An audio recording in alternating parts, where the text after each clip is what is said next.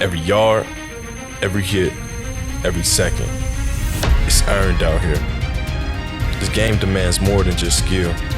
It demands fuel. The right fuel. Cause out here it's not just about how hard you work. It's about how long you keep going. When the game gets real, drink BioSteel. Wade, I made the joke at the end of the podcast earlier this week. It was subtle. But I'm going to be outright here with it. The Yates Cup is just around the frickin' corner. That's why Name the of the intro intro music. song. That is why Okay. the intro music this week has been just around the corner, because the Yates Cup is just around the corner. No longer just around the corner. We are staring down the horizon of the Yates Cup here in the province of Ontario. Extra pun for staring down the horizon, because the logo for the new album for the Astros is also a sun, and it's daylight savings time. Connor's just full of it today. We have a lot to get to though, because yes, it's the same matchup as last year. Yes, Laurier returned the entire offense from last year. The majority of the playmakers across the board in this game are similar to one another comparatively to last year's rosters, but these teams feel way different at this point in the year compared to where we were last October and November when the playoffs came around. Connor, where do you want to start?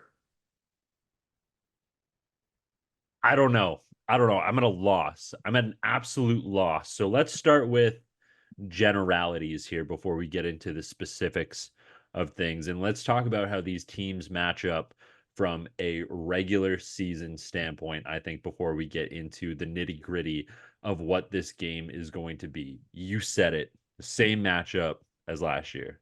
However, we have a different setting as the Laurier Golden Hawks are hosting this Yates Cup in the Kitchener Waterloo region.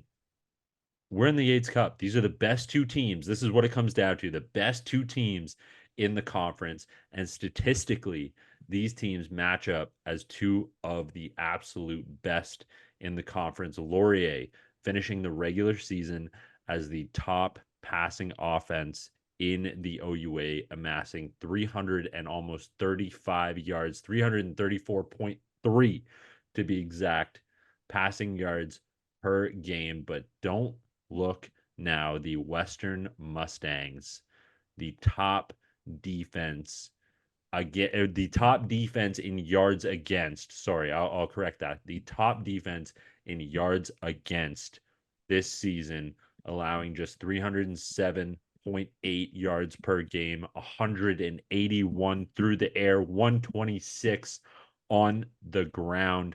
Last week, this Western Mustangs defense played a tough game against a Guelph Griffins offense that has lit the OUA on fire as of 2024. Can they do that against this Laurier offense that has been the dictionary definition of consistency in the OUA this year? And Connor, when we talk about having these two teams as a really tight matchup um, with one another, we saw a pretty tight matchup early on in the year, and I know Laurier had jumped out to that early. I know Laurier had jumped out to that early lead in the game, but when it came down to it, both teams up over 400 yards of offense, over 300 passing. They both ran the ball at a good clip. Turnovers were pretty even, I'd say. One fumble to one interception. So I think with this game, and what it comes down to is, how do you cover up your errors and your mistakes from last game? And what wrinkles can these offenses add that, they really took advantage of us here, but let's add a slight wrinkle. Maybe it's a jet motion that comes back across when we're trying to run wide zone, just to give that extra little half step for the defenders, let the O-line get out and block a bit. But as these teams met earlier in the year, injuries, growth of players, growth of schemes, a whole new pile of film for these coaches to break down. I want to see what wrinkles these offenses have, but more importantly, the two defensive coordinators in this game have been known for good schemes and good changes and change up pitches. Excited to see how they attack these offenses.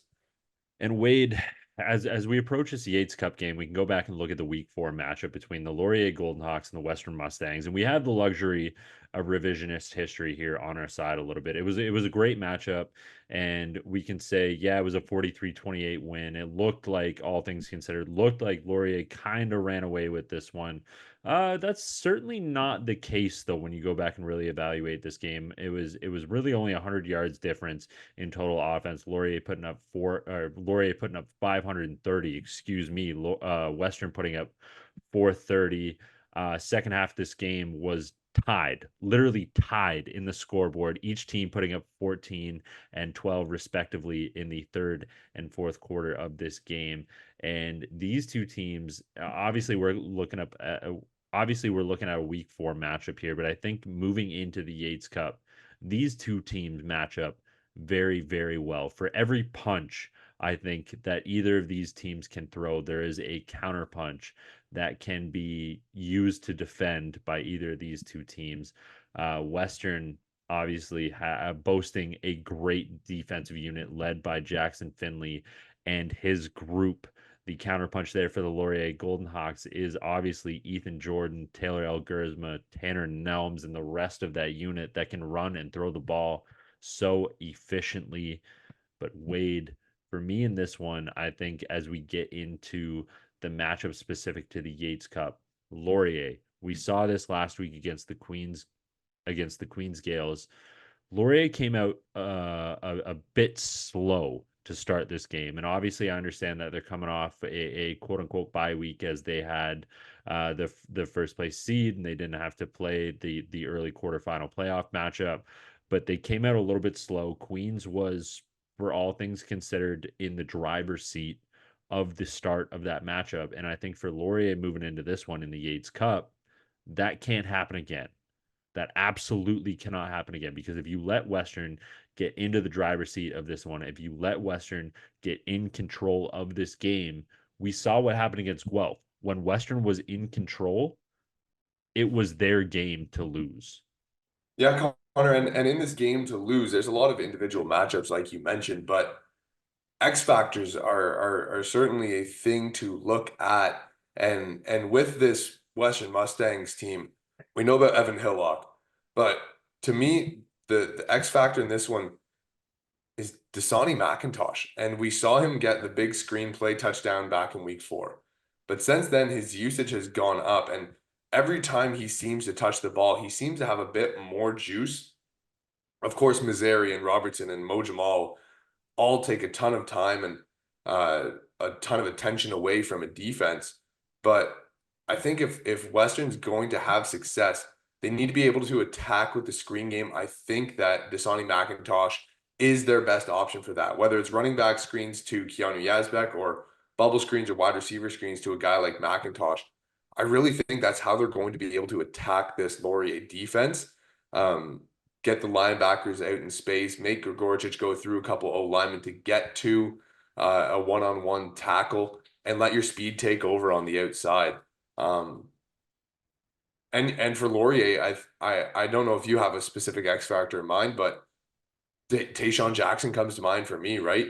The special teams ability to flip a game. We've seen it time in, time out this year, and he's being rewarded with more touches in the offense. But the ultimate price that teams have to pay with him is defending him in the return game. And I think Laurier is going to try really hard to get him sprung on some field returns and just kind of let him work in space and be as electric as he can be. Yeah, absolutely. I agree with that one. I think Jackson's a great pick for an X factor. I don't, like you were saying, I don't have a specific X factor in this game, but I think the defensive efforts of Laurier are really going to determine what type of day Evan Hillock and the rest of that Western Mustangs offense is going to have. Because if we go back to this week 4 matchup, and I know it was a long time ago, but if we go back to this week 4 matchup, the Laurier Golden Hawks were responsible for 3 sacks, 3 PBUs, a forced fumble.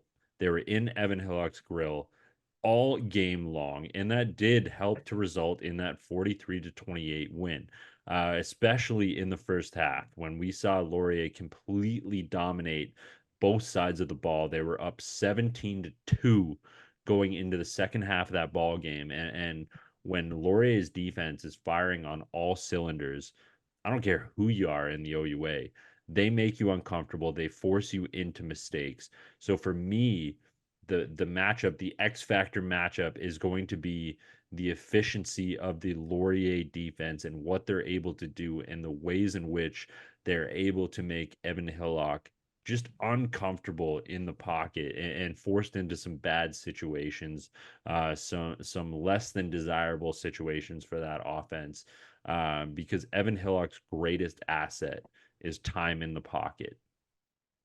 And of course, with him being so skilled and so experienced, he's going to have seen a lot of what this Laurier team is bringing and know how to attack it. But uncomfortability, making him uncomfortable in the pocket is certainly going to be that challenge.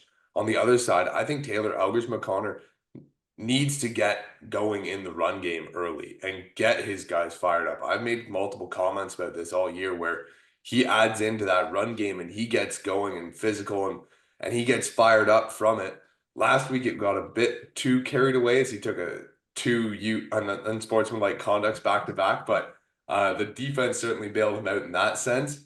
I think that he is going to need to be a huge part in that run game early, whether that is getting out on the edge and throwing a block or that's him taking one himself to run. When he gets going, this offense gets going. And if they get on a roll, how does Western stop it? Because a 30-man front, you're going to have to add pressures to get to that 4 or 5-man look that you want. It's going to open up vacancies in behind.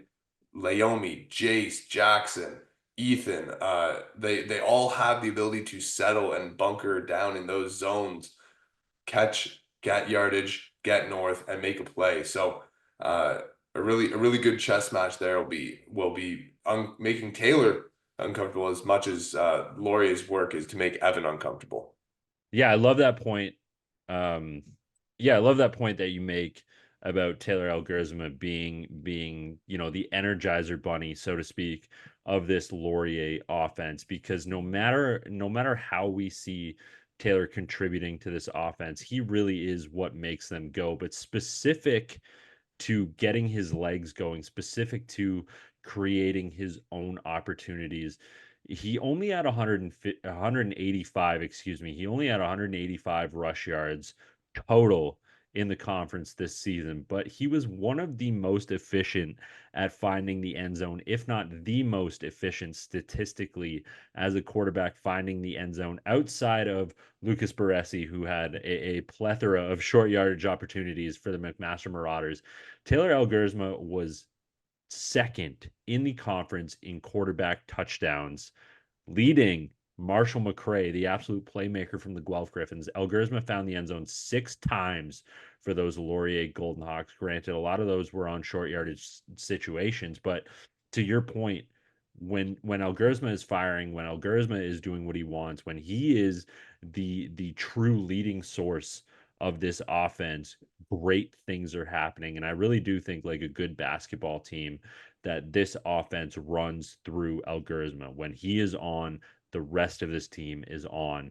And I love your point, because Elgersma is the focal point of this, not only the offense, but Elgersma to me is the focal point of this Laurier team. Sorry. When he is firing, it doesn't matter if you're offense, defense, H-back, tight end, running back, fullback, whatever position you want to claim. When Elgersma is going, the rest of this team is going. And Connor, I think that's all we've got really to say about this one. I mean, the defenses are going to be stout.